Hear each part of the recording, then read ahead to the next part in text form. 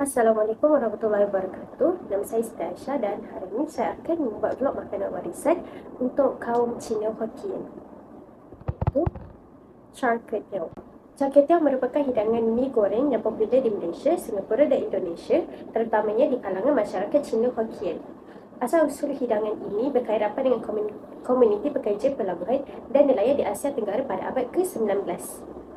Terdiri daripada ramai imigran Cina. Asal nama char kway teow berasal dari dialek Hokkien di mana char bermaksud goreng dan kway teow merujuk kepada mi beras lepeh yang digunakan dalam hidangan ini. Secara literal, nama hidangan ini bermaksud mi kway teow goreng. Di Malaysia, char kway teow biasanya dimasak dengan udang, kerang, telur dan tauge, dan kebiasaan ini disajikan dengan cili. Di Pulau Pinang, versi char kway teow yang lebih terkenal ialah dengan char kway teow yang dimasak dengan udang dan lemak babi yang menggantikan ayam dan daging udang dalam versi char kway teow yang halal. Hari ini char kway teow yang saya beli adalah char kway teow versi halal yang hanya dimasak dengan tauge, udang dan telur.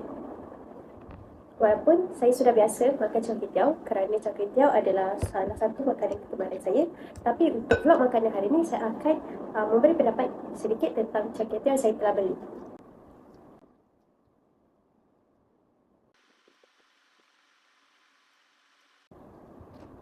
Char kway teow versi halal ini sangat sesuai dengan cita rasa rakyat Malaysia yang beragama Islam yang ingin mencuba makanan Cina tapi versi halal. Sebagai rakyat Malaysia, saya rasa sangat bersyukur kerana dilahirkan di negara yang penuh dengan kepelbagaian budaya dan tradisi. Setiap kaum di Malaysia, termasuk masyarakat Cina Hokkien, telah menyumbangkan sesuatu yang unik dan berharga, terutamanya dalam dunia kulineri. Seperti char kway teow, bukan sahaja menyatukan kita melalui rasa yang lazat, tapi juga mencerminkan perpaduan dalam kepelbagaian yang kita nikmati dalam setiap hari. Assalamualaikum. Saya Nurhani Safira binti Muhammad Ibrahim dari DIB 4A akan membuat vlog makanan tentang makanan Chinese Hokkien, popia atau dipanggil gulungan musim bunga ini adalah makanan ringan yang popular di Hokkien.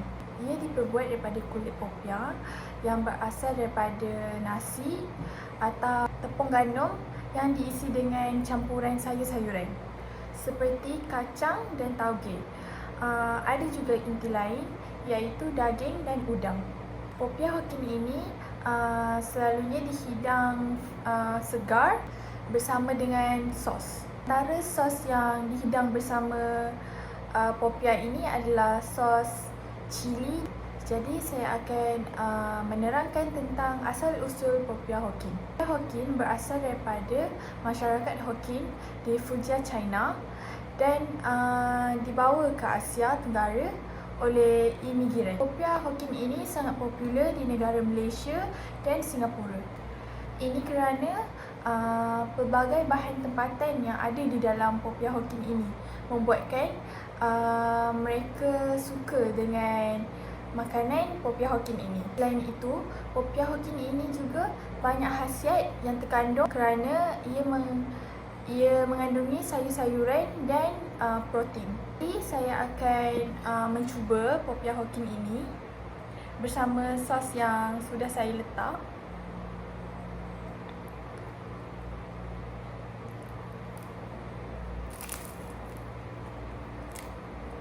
Dalam popia Hokkien ini terdapat beberapa sayur-sayuran dan tauge dan ada sedikit daging. Makanan ini sangat sedap dan sangat berbaloi untuk try. Makanan ini juga sangat sesuai untuk dihidangkan pada waktu minum petang. Sebagai rakyat Malaysia, saya sangat berbangga kerana makanan ini wujud di negara kita kerana makanan ini sangat lazat dan sangat boleh dihidangkan kepada sesiapa sahaja. Selain itu, makanan ini juga sangat bagus untuk menjadi semangat perpaduan kepada etnik dan budaya yang memberi identiti unik kepada negara ini. Itu sahaja daripada saya. Terima kasih. Assalamualaikum and hi everyone. So hari ni saya nak review sedikit makanan Cina Malaysia. So nama dia ialah Yimi Kung Fu. So Yimi Kung Fu ni dia sebenarnya kenapa nama dia Yimi? So mi tu obviously merujuk kepada mi dia, tapi dia sebenarnya bukanlah mi yang biasa kita makan tu. Sebab mi dia sebenarnya dia diperbuat daripada telur dan juga tepung. Sedangkan Kung Fu tu merujuk kepada orang-orang yang mahir membuat makanan dalam masyarakat Cina.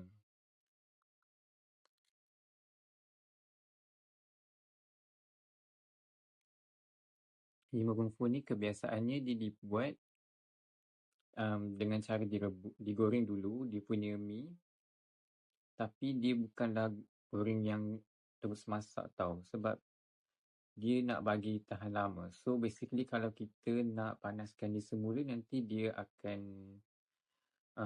macam boleh masih lagi fresh lah.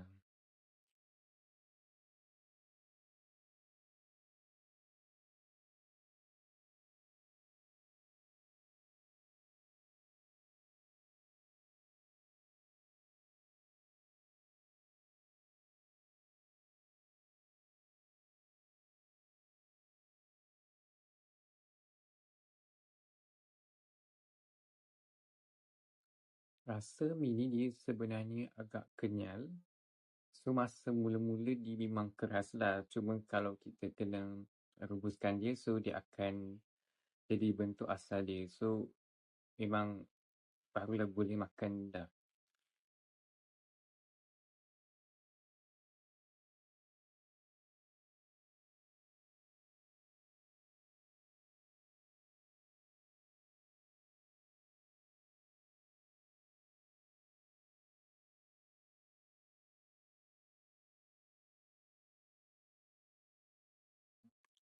Kebiasaannya Yimi ni dimasak, dia campurkan dengan sayur dan juga ayam, udang ataupun seafood pun boleh.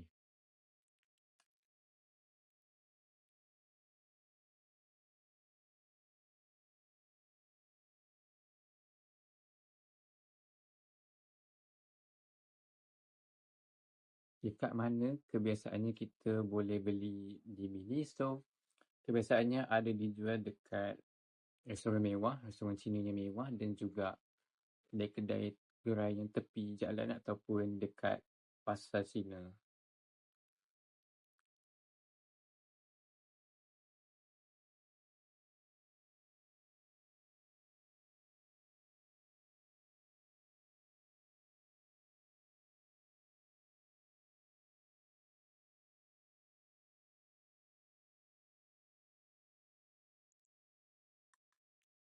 Jadi itu sahaja review saya hari ini.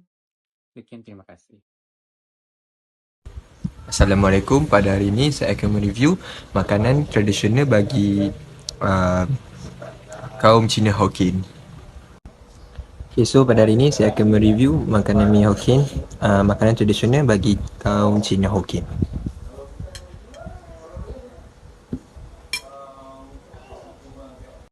Saya rasa makanan ini boleh dinikmati oleh semua kaum yang berada di Malaysia kerana bahan-bahan yang terdapat di dalam makanan ini juga mengandungi banyak khasiatnya.